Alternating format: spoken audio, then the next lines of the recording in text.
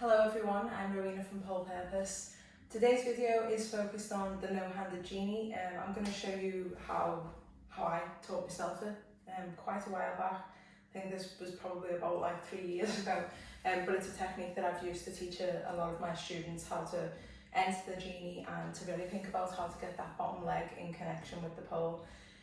So you might think this way is a little bit harder, you might find it easier, but we'll see. I'm using a spinning pole, but you can use static.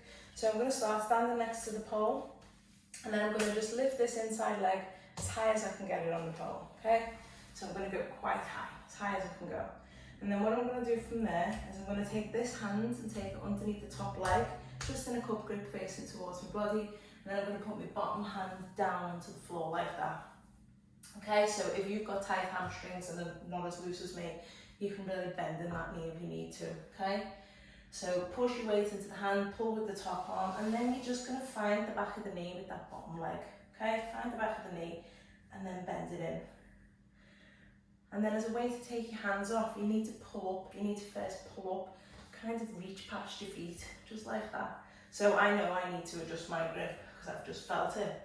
So this is why this is a good way to do it. I've not done this in a long time. So we're there, you're just going to reach past. And you can drop it down. And you can lift it up. And obviously you can spin there. And then you can pull up from it. And then relax. So that was a very, very quick tutorial with the No Handed Genie. Genie is a great hold to have in pole because you can use like quite a few transitions through it, but I always find that that's quite impressive. So if we were going to take that from an invert, we could do that, so I'll show you that now. So I'm going to go from an invert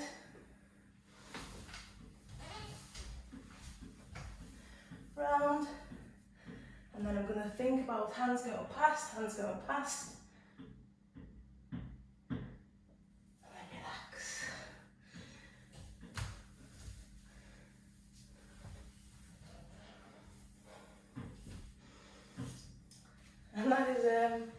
that is the No Handed Genie.